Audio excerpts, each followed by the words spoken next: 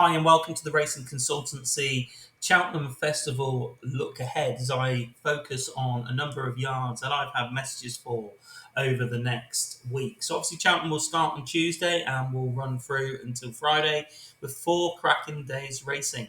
Now, what I will say is obviously at the moment the 5-day decks are not out, and there is obviously the chance that certain horses could go for different races, or some horses might get balloted out and not get in. But the idea of these files is just to pass you on a few messages that I have been hearing from my contacts in the industry. Um, Let me just touch on that slightly straight away. So I don't speak to a huge amount of people anymore. It's not something I generally do. I'm more into form and form study now. But one thing I will do is I'll put feelers out to people that still talk to people in the industry, and I'll get a few messages and I'll talk to a number of traders who will point me in the right direction of horses that might be fancied for certain races or messages they've heard. So I'm not going to say that the messages that I'm going to pass on have come directly from the yards, have come directly from trainers or anything like that. That's not the way I specifically work. I don't believe in inside info. I believe that inside info is a way to quickly get to the poorhouse. I feel if you know if you can cut your cloth gambling and you can do well in horse racing, then generally what you need to be able to do is be able to analyse a race and read form. But these young messages have come from a multitude of different areas, some stable tours that I've been privy to receiving, and certainly a way that's going to look through. So for about the next 30 minutes, I'm going to talk to you about a few yards and horses that they've got running. And some of them could be ones that the messages have just come out the yard, but they believe this has been trained for this race, or it's a horse that's in very good form at home. But it's just generally to give you an idea of a few horses that may not be on your radar, but could be on your radar. And then obviously, as we move forward throughout this week, you're going to receive something that I think is pretty useful, and that's my 5-day guide. So when the 5 days come out, I'll have a quick synopsis of a few races, and there'll be another voice recording for you, which will tell you all about them, and then you will start to see the emails. And then from Monday, every day, my big race guides will go out the night before, those racings, and I will take my analytical approach and break things down with figures and go over form. And it's something that I do very well. So I believe if you stick to form, you will make money gambling and being advised on the right horses. I think if you predominantly look for so-called inside info, I believe that you will personally find yourself in the poorhouse very, very quickly. I'm not a big gambler anymore. Those days are long gone. I stake within my comfort zone, and I mainly do a lot of laying on exchanges and look to generally find an angle. I do okay. I'm not, I wouldn't use a term that I'm a big professional gambler anymore, because I don't have the resources to do that. But I do okay, and I make what is comfortable for me. And certainly, hopefully, over the next week at Cheltenham, through the way that I look at Cheltenham, will give you an idea of maybe the way that you should start looking at your betting. Now, I'm not saying there aren't some people who do very well out there out of inside information, but I've always found during my lifetime, and I've been in and around horse racing for the best part of 25 years. My history's been well and truly written about, and there's been elements which have been, most disappointing and upsetting, and mistakes that I've made. But the one thing I'll always say is, from day dot, when I was, even working in the yards, riding horses myself, and then owning them and training them myself, the one thing I would say is learning the form book and starting to read how yards prepare horses and what sort of races they look for, and also when horses come into the right sort of form. That will stand you so much better over time. And once you start to really invest in looking into form of races, you will do quite well, and you won't need people to advise you. And I've certainly known in this industry it's got very difficult um, to get new clients, and it's very difficult to get people on board, because either people don't want to pay a premium for a product that is of a premium, or they kind of don't like the idea of having racing that they're not going to be given horses back every single day. And the form approach can often not hit a high strike rate, but can hit a high reward. Like most of my bets would be somewhere between 5 and 10 to 1. I'm not someone that's going to lump on at small odds, and I'm someone that's going to look for a bit of value. So if I'm giving you 10 to 1 shots, I might only get two winners from that. Yes, you'll make more profit than you will do back in every favourite under the sun, but the reality is it's not always what people want. But if people want to do well over time, then I'm a good selector for that because my form knowledge is very, very good. And that's not just me saying that. So I'm going to crack on now with what I think are a few horses to look out for at Cheltenham from messages that I've received through the yards and also from horses that have maybe caught my radar. So one thing I'm going to do, I'm just going to break this down into maybe 6 or 7 yards because a lot of people focus on certain yards for Cheltenham, and it's very interesting to look at certain yards and see where they go. Now, I think I'm going to start, probably the biggest yard that a lot of people have got opinions on next week, and that is the Willie Mullins yard. And obviously, Willie Mullins is mob-handed at the moment of entries in the big races. Now, the Supreme Novice Hurdle is a race that he's normally farmed in recent years, and there's been a lot of talk at the top end of the betting for Ballyburn and Tully Hill. Now, the messages that I have received from the yard is that they believe that Ballyburn is about a 155 to 157, maybe 158 horse. They certainly think he's in that echelons of the mid 150s. And in normal years, this would be a very good benchmark to win a race like the Supreme Novices. And the other horse that they got, which seems to be a little bit well fancied, is Tully Hill. Now, my contacts believe, if they're to believe, they tell me that Ballyburn is a £10 better horse than Tully Hill. Now, the race could well cut up, but at the moment, Ballyburn is around about a 6 to 4, 11 to 8 shot. And where I would look at it, the message that I'm getting is Ballyburn is a £10 better horse than Tully Hill. And that speaks quite volumes for me. The one thing I would say is the messages that I'm getting from the yard is their other entry, Mystical Power. My general belief is that he is going to run on the Wednesday in the 2 mile 5 furlong race. That's from what I'm being told. I'm being told that although he won quite nicely at Punchestown in January, the messages that I'm getting are that this horse is going to improve further, and he is not as sharp as the likes of Ballyburn and Tully Hill. So the messages that I've received certainly indicate to me that Mystical Power will not be running on the Tuesday and he will be running on the Wednesday, and that the main consensus in the Welland Yard is that Ballyburn is their main chance in the race. Now, you might look at the betting and say, oh, that's a very simple assessment to make, but I can only pass on what I'm told, and my contacts are telling me it's a £10 better horse. So if he's a £10 better horse, then I would certainly pitch him in a bit shorter than 6 to 4, 11 to 8, because when I've done a very quick analytical approach of the Supreme Novices and the figures, for me, looking at this race, I don't see a 155 horse in the race except for Ballyburn. And the reality of that is, if Ballyburn is a 155 horse, then in my opinion, he is going to take a lot of beating.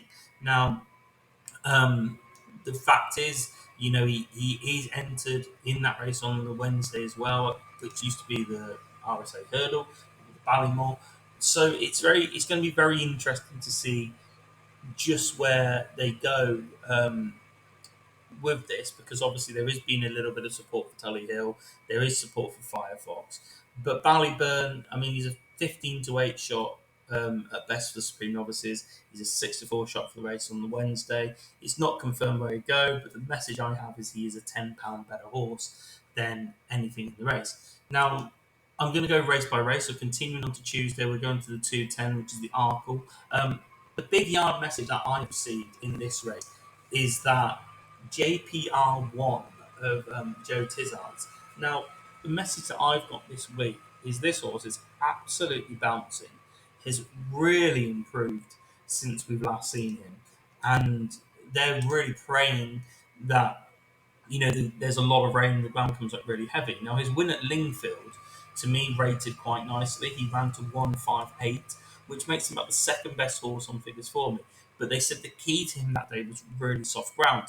Now, obviously, the ground at the moment at Cheltenham is soft, and there doesn't appear to be much what I would call drying ground weather over the next few days.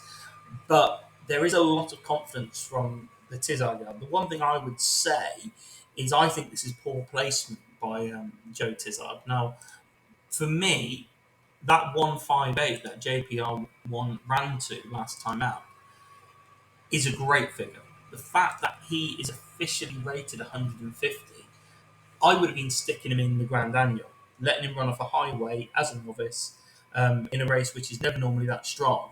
Um, so for me, I think this is a missed opportunity with him because the arc was wide open this year. You've got the likes of Ilatom, Hunter's Yarn, Quixilos, even Facile Vega if he lines up, or Gaelic Warrior if he possibly lines up.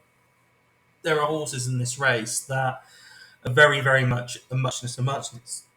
And for me, it's very difficult to take an angle in the race. But that yard message for JPR1, at the moment, I believe there are still some firms who are 8 to 1. I'm just going to have a quick look at this because it's not something that for me I've got too heavily involved in. And obviously with non-runner no bet, you do get good value. So the one thing I will say is JPR1 at the moment, he looks a best price of around about 8 to 1. Now I'm not expecting. Yeah, so 7 to 1 now across the board. So that 8 to 1 is now gone. But what I would say is this is a race that should cut up. There's 18 entries at the moment. By tomorrow, there's likely to be considerably less because I would be very surprised if Willie Mullins leaves. I think he's got 6 or 7 in the 5 days, and it's unlikely that they will turn up. We've already been told that Marine Nationale is not running.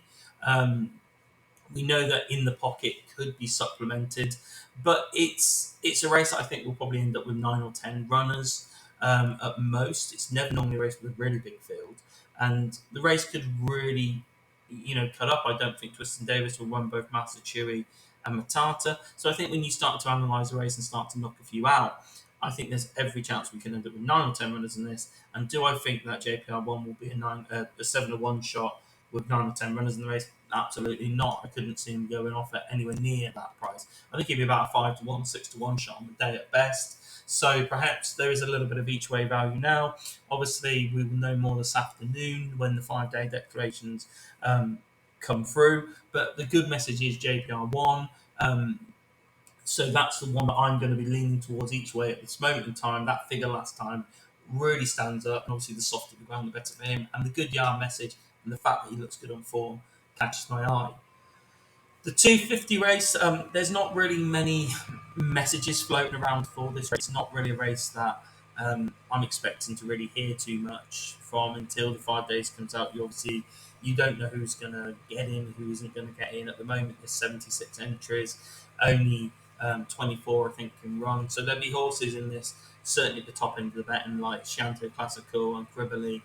You're not quite sure if they would get in. You look down the likes of Amir Wright, who's a very interesting horse on figures. Perhaps probably the most interesting horse in this race who really catches my eye is Apple Away, Lucinda Russell's. Now, Apple Away has got a really progressive profile. It's not a yard that I even have any links to messages from, but he's a horse that, for me, has been running very well. And I just have a feeling that this horse his second grade dawning rate's okay. His win beaten making you mind up at Leicester, that rate's okay. He's another horse that will relish the soft ground. He's also from the yard which has won this race for the last 2 years, I think, with Colic Rambler. He was obviously the Grand National winner, who's being prepped obviously for another crack at the Grand National. But number 61 in the weights at the moment, he will need a good number to come out today at the 5 days, and then he will probably need a few more to come out before the overnight. So it's not a race that I've got any messages for. There's a couple of horses on my radar in the race, notably the ones that are early on my radar at the moment are Apple Away. I also like the look of Trelawn, who's a Kim Bailey horse. I think he's got a real progressive profile. And then there's obviously the horse the Irish runner, that I think could run very well if he gets a run in this race, and that's Favori Shamdu. So maybe this is a race which could take a better look up at the 5 days, but there's no real messages floating around at the moment. So it's a race I'm going to quickly move on from, and we're going to come to the Champion Hurdle. The Champion Hurdle now, obviously, we all know what's gone on with Constitution Hill, and he's an on-runner. It becomes an interesting race. State Man at 2 to 5, Lossie Mark at 7 to 2. Where do you go? I mean, for me, Nicky Henderson could have had a backup plan with Lucia anyway. Receives that bit of weight. I don't think there's an awful lot on figures between Lucia and Lossiemouth. I've only got about £3 difference from them. But there is one horse that there seems to be a little bit of a message teetering around for in this race. And it catches my eye a little bit, and that's Not So Sleepy. And this is the epiphany of a champion hurdle this year. That Not So Sleepy, who has been pretty much held in our last two champion hurdles. So obviously in March last year he finished fifth to Constitution Hill, and the year before he was fifth to Honeysuckle. So on his day, he had been about 152, 153 horse. Now the message that floated around was that Huey Morrison felt that although he's a 12-year-old, that the horse really just needs heavy ground and really testing ground. And he doesn't go on better ground because it can be not so great on his legs. So realistically, on good to soft ground the last two champion hurdles, he's run to a mark of 155, and last year he ran to 148. So he hasn't had his ground in a championship race before. But it's worth noting that at Sandown in December, whether people will say that he was, fortuitous to win a race where you wear it well and Love Envoy possibly didn't give their true showing, it should be argued that he gave him £7 and he gave him one hell of a beating, and he could, he ran to 158, which, as far as Not So Sleepy has done, 158 is as good a figure that he has ever run to in a long time. He's in at 14 to 1. The real question will be, will Rennie Mullins run both Lossiemouth and State Man? Now, if you believe that he's not going to run Lossiemouth, you're basically getting 14 to 1 on him to beat two horses in State Man and Irish Point. And there's every chance he's going to improve him to get third. So, with the yard saying that, look, testing ground is what this horse needs. He's certainly coming into himself. He's a horse that is going to be coming here and turning up in really good form. I think Not So Sleepy at the 14 to 1 anti-post. Well, it's not anti-post because everyone's going non-runner and bet. I don't think he is a bad poke each way. It's a good message from the yard. We know he's going to have his ground. We know effectively he's been kept fresh for this season, and we know that the yard is in very good form. So it's one of those that I feel that the front end of the market will take a completely different look on the day before the race. Whether Mullins runs both Lossiemouth and State Man, I do not know. The yards seem to be undecided at the moment, but I just think have a look at Not So Sleepy. He's a horse that shouldn't be good enough to win a champion hurdle on what he's shown in the past. But I do think you could be getting him coming into a place at 7-2, as opposed to backing a horse to win the race at 2-5 or 7-2. So for me, this is a good little angle on the race where I don't believe he will be anything like this price come close to the time. The mare's hurdle, obviously, if Lossiemouth runs, she will win. She's by far and away the best horse in the race. Again, no real comments for anything in this race. It's not a race that I've had, my count marked on form. Lossiemouth is 10, £12 better than anything in this race. Love Envoy is probably in at around the 145 mark, although she's officially rated 151. She's never run close to that. So, the race is, this race really hinges on what happens with the champion hurdle. So it's not a race that I'm going to get involved with at this early stage, and it's not one I've got any messages for. The Boodles, the Fred Winter, whatever you want to call it, this is a race where there's normally a bit of a handicap plot geared up for it. I've not had any messages at this early stage, and on figures, I've not really done a lot of work on this because at the moment there's 47 entries, and there's always horses which look a little bit unexposed down the bottom of the weights. I expect it will probably get a run, but I thought Gordon Elliott could have an interesting one in Puccini. It's only rated 120 officially, but I thought the Nace run last time, I just thought it was a really interesting run at the end of February. Shaped to me like it's just probably going to need a stiffer track. And I note that they've not run, that was its last run, which comes at a nice time, 3 weeks before the festival. I just feel this horse has been campaigned very lightly. and I think could be very interesting. So if it gets in the weights, I probably will be taking a look at Puccini closer to the off. But again, at this moment in time, it's not. There's no messages. There's no big look, but it's just a horse that's on my radar. Um, the obviously the big staying novice chase is that the 3 mile 6 race used to be a 4 mile race. All I can pass on is I've got a bit of a negative for Embassy Gardens. My Willie Mullins contact, it's not someone who works in the yard, but someone who gets a few messages. They seem to feel that he may not run in this race. They say that although he is a strong, you know, chance for this, he hasn't been 100% since his run at Nace in January. He's just missed that odd couple of bits of work, and they're in two minds at the moment whether he will run.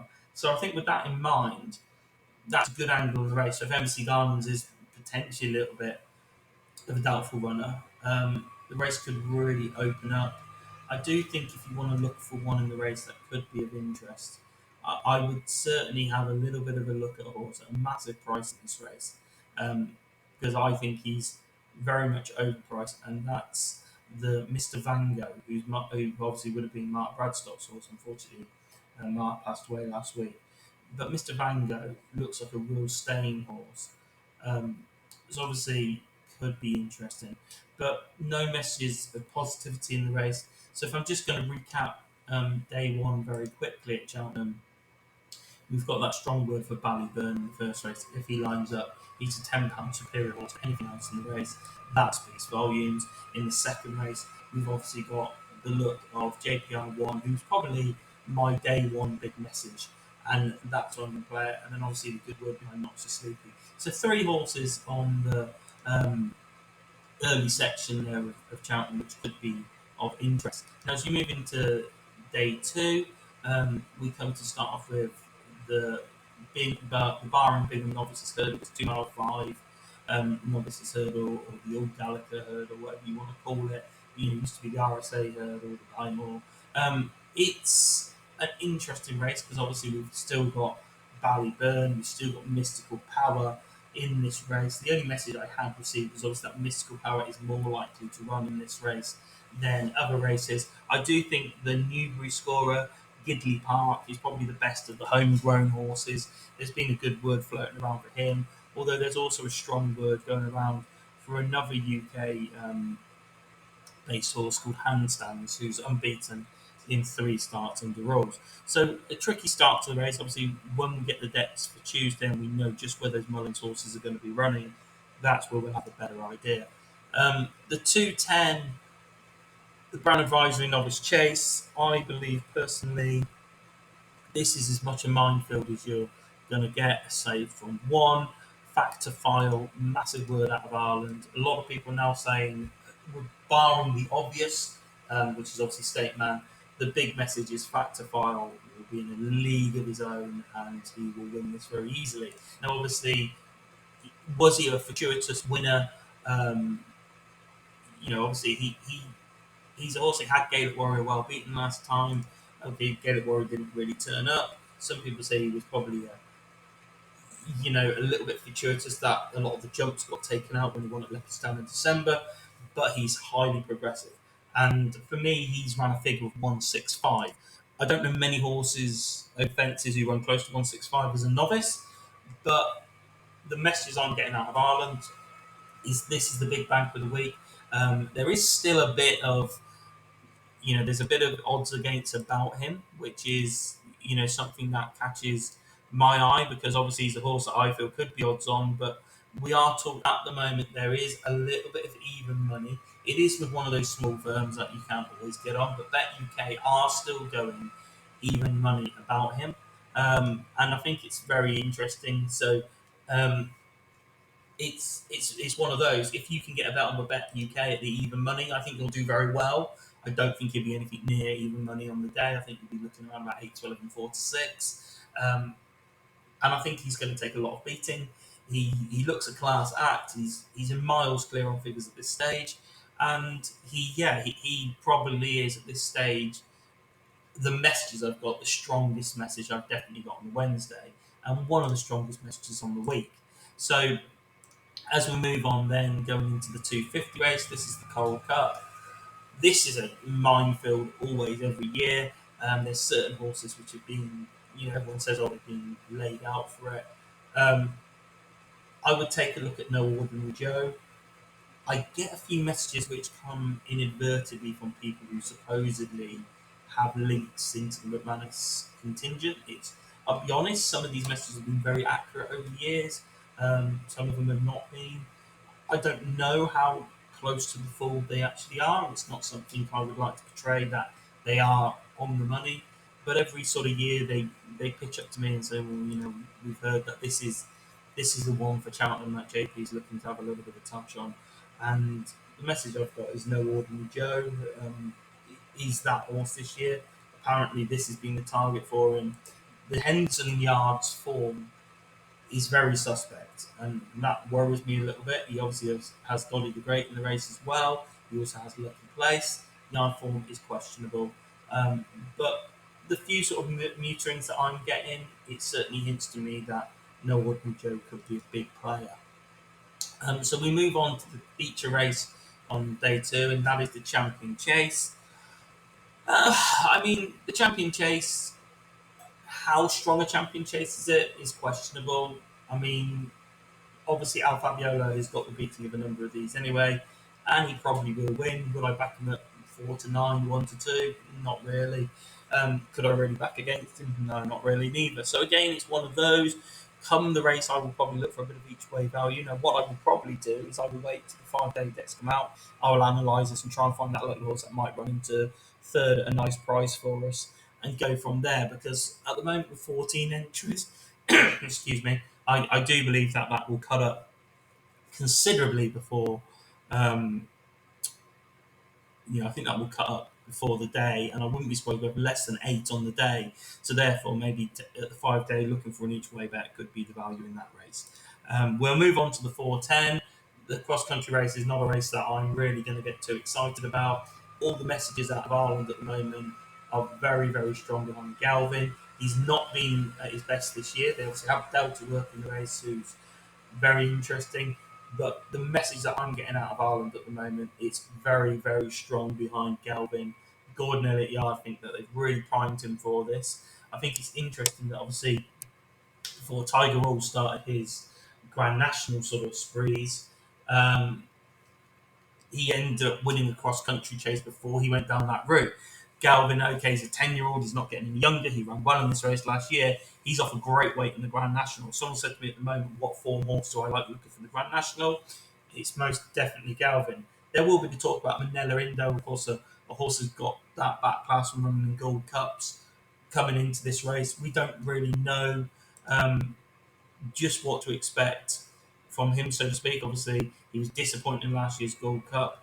He ran fourth in the cross country race in December, and there's obviously that little bit of a look that this is a horse that has finished second in a Gold Cup in 2022, so he's got that a lot of class.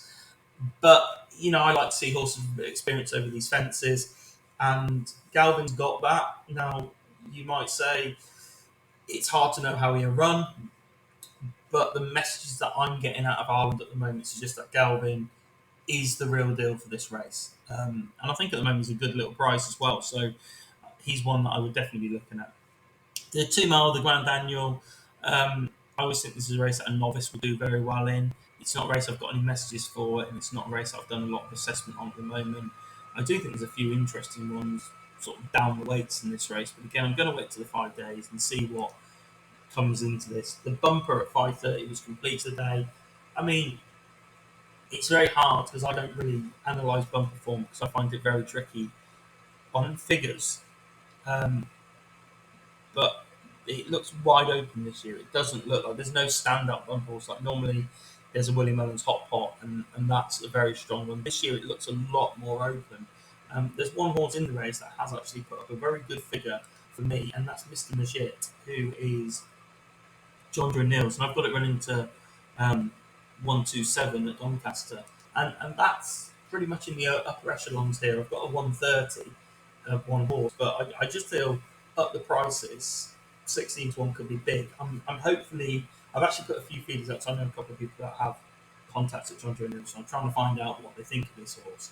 But this could be a horse that, for me, could be very interesting. So I'm just going to very briefly recap um, the first day. Obviously, the second day. Sorry, I'm a bit undecided where we look in the first race. Um, the second race again, that Brown Advisory factor file looks the bank of the day. So someone said to me, "Well, what's my strongest bet so far in the first 2 days at Cheltenham?" It would definitely be factor file. Then we obviously got the interesting look of the Gold Cup, which looks a very you know wide open race with a lot of horses become interesting. No Ordinary Joe, that little message I've got, that could be quite interesting. The Champion Chase is one that I'm going to swerve away from. Um, we then look, the big message probably each way on the day is Galvin and the cross country. So if I'm looking at day two at the moment, my attention is probably drawn to both Galvin and Factor File, as being the horses that I would be looking to be having bets on day two at this early stage. And that moves us nicely into day three, which starts off with the Turner's Novices Chase. I think the problem you get in with a lot of these races is horses have got two or three entries and you never quite know which one's going to go for what. I was quite sweet on Grey Dawning for this. My Dan Skelton contact inadvertently says there is a chance that you know, they might be looking at a different race for her, for him rather. They said that there is a chance that he may go for the Brown Advisory on the Wednesday as opposed to this on the Thursday. So again, it's everything's just a little bit up in the air. So it's a race I'm not going to get too involved in at this stage. I'm going to move swiftly on to the 210 for what is the Pertemps final.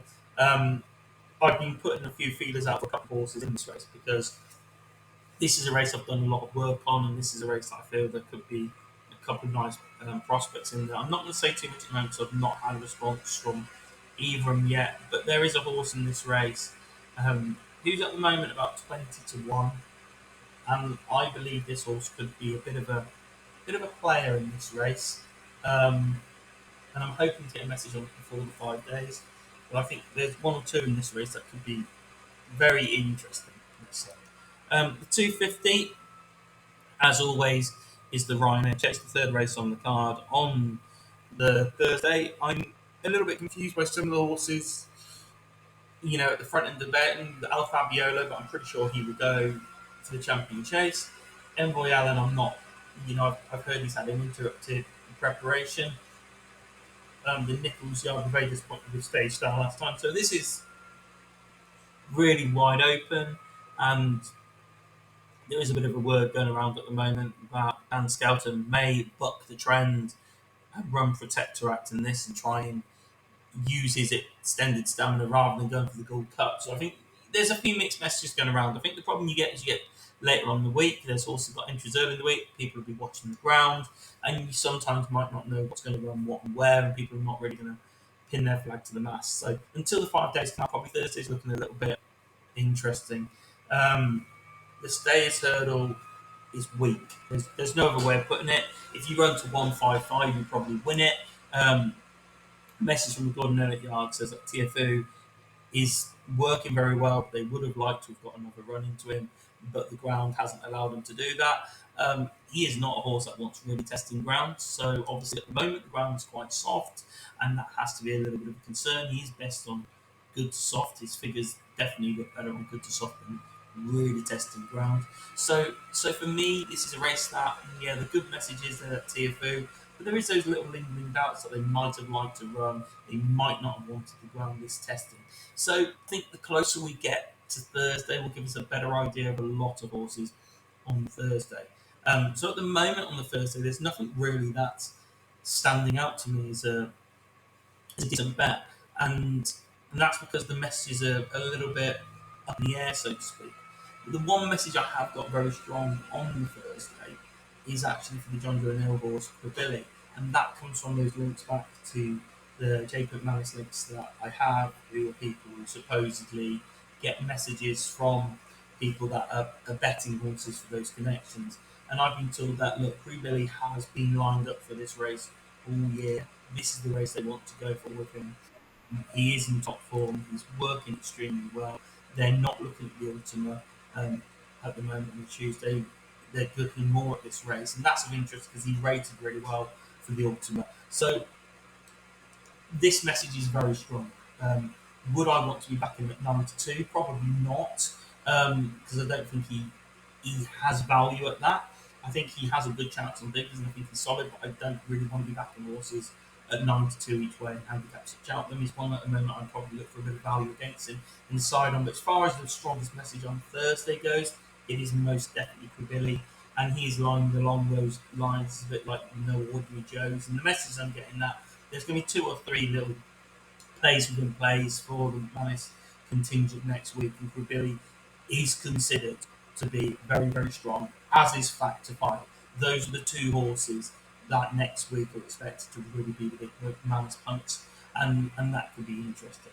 So we come on to the Mares Novice Hurdle, and a very strong message out of Ireland is for brighter days ahead. Gordon Elliott runner. It seems a bit of a change this year. So normally the big strong messages seem to be about the Mullins count, but this year the strongest messages I'm getting out of Ireland certainly seem to be for the Elliott count, which is quite interesting because although there is a few Mullins horses which are very well touted and very well fancied, on the whole, I get the idea that Elliott has a stronger team for this year. Doesn't mean he might. So I might be tempted to have just a little bit of a look at um, the top trainer for the week and see if Gordon Elliott is a bit of value in that. I haven't looked at those markets, so it's just something that's just maybe considered. But I am told that this brighter days ahead, they are absolutely adamant that she wins. Apparently, they think she is a smarter mare that they've had in a long time, and she's got figures in around 145, and that sort of figure is pretty much unheard of. I mean, I've got her at the moment £2 better than the Mullins horse, Jay de Grugy. Um, and it's interesting for me because for me, Jay de Grugy looks quite a speedy horse. So some people might say, well, it's 2 mile one at Cheltenham's going to suit her. But if the ground is going to come up really testing, if we're going to have a stamina test, and Bright Days Ahead has got that form over further, could be very interesting. So for me, Brighter Days Ahead probably is the one that I'm going to side with, and there is that really good strong message around about 6 to 4 at the moment. So on Thursday we're looking at Quibbilly and Brighter Days Ahead. Those are the 2 horses that I'm quite interested in. The Kim Muir at 5:30. This is not a race I like to get involved in the best of time. Amateur riders 302, 0 to 145 handicap. I'm sure there'll be messages closer to the time, but it's not something I'm going to get bogged down into. So that completes Thursday with certainly the 2 strong messages, being those 2 later on card with Billy and a really good strong message and brighter days ahead. Well, Cheltenham finishes on the Friday, and thank you for listening to all 40 minutes of this so far. So I'm not going to try and keep this for too long, but we're going to crack on into Friday and a few yard messages. And this is probably the days where there is the strong yard messages. I have been told by a very, very good contact of mine that in the Triumph Hurdle, Sagino is absolutely bouncing. Now, he's a 4 to 6 shot, so I'm not going to be backing him. I am going to look for value against him, but the Henson Yard don't think this gets big. I am going to say one thing: the Henson Yard is not running well, so that's a concern. But the strength of the messages coming out of this yard, they believe Sagino is something very, very special. So with that in mind, I think if you're on at any of the fancy early prices down to post, you're in a good position. Would I be getting on at 4 to 6 now? Absolutely not. But the message is very, very strong. The County Hurdle has always been one of my favourite betting races. Now, I've touched on already this week this podcast really, about a few horses that have been, listed around as horses that could be very strong for this. And one horse that keeps popping up in messages that I keep getting messages around about horses is Under Control, the Henderson horse. It's his second run since the breeding operation. I haven't had this from the guys that I know who get tidbits about JP horses. This is purely coming out of Henderson Yard. And the messages I'm getting is that Under Control could be a really big player in this. They reckon he's very well handicapped. They reckon he's going to sneak in at the bottom of the weights. They're very keen on him. I think the breeding operation really worked, and he needed that run 7 weeks ago, and he comes in absolutely bouncing. So if you're looking for a bit of value at the moment, maybe have a little look at him. Just bear in mind though that on the day you're going to get 6, 7 places in these sort of races. whilst at the moment you're only going to be getting four. So it's worth looking at. I'm actually just going to have a quick look just to see what the best sort of prices that you're currently getting are on this. So in the county herd at the moment, five places across the board, and under control is 12 to 1 best price. So I think you've got to weigh up where you see yourself with this. But I personally believe that under control could be the big mover as we get closer to Cheltenham. Um, the message is very, very strong. I would like to see a couple of Henderson horses running a bit better. Obviously, he was pulled out the other day at Kelso. He was pulled out at Newbury in February. There has been these question marks of just where the Henderson horses are. But the message out the yard is that they believe this horse is ready to rock and roll, and it's a cracking place. Um, we move on to the 250, which is obviously the Albert Bartlett, Spa Hurdle, whatever you want to call it. This is a tough race because it's going to be very testing, and the 3 miles is going to be tricky. There isn't, in my opinion, this is what I would call a very tricky race in that, at the moment the bookmakers have been 6-7 on the field. No one's really coming out saying they really fancy theirs. I was hoping that Guy B. Park, the Harry Five Horse, would come here rather than run on the Wednesday, Thursday. So this is a tricky race. I'm not going to pin my, um, you know, nail on anything at the moment, but I'm certainly looking to hope that Harry Five has a sense of realism and goes for this race, which his horse would look very strong in that race. The Gold Cup at 3:30, obviously the feature of the week. It's very hard to get away from Galopin de Champs. Sishkin is obviously a massive danger. I'm not going to go into, I've not had any messages for anything in this race. I think if I've got messages for Galopin de Champs, I would just say they're obvious messages. So they're not race messages that I'm going to get too heavily involved in. But I'm just looking for a bit of value in this race. And if Henderson has 1 or 2 winners early in the week, or his horses are running well, then I wouldn't be opposed to being a Shishkin each way at this stage. So we're getting towards the business end of the meeting now, and obviously the Fox Hunters is not a race that I will get involved in. I will put something for the play spot purposes on the day of the races. I do think it's interesting that Sam Crow has gone down the Hunter Chase route. I do think they're probably looking more at the Aintree Fox Hunters for him, which I think is probably more his sort of tracking sort of thing. But it's not a race I've got any messages from, and it's not a race that I'm going to get too heavily involved in. So I'd leave that there. We then have the Mares Chase at 4:50, which again, very strong message out of Alan. It's all about Dino Blue.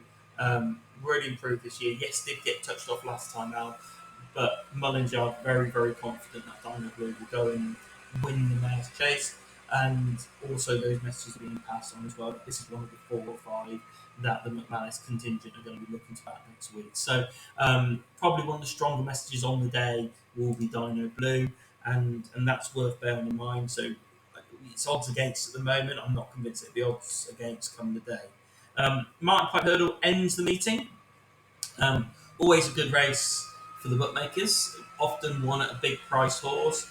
And at the moment, no real messages. Obviously, we do have to look at that. No Ordinary Joe is entered in this. But at the moment, we are looking towards him towards the county hurdle. But again, so Friday, one of those cards that I'm not going to get too heavily involved in. Dino Blue probably at this moment in time being the strongest message from where I want to be at this moment in time.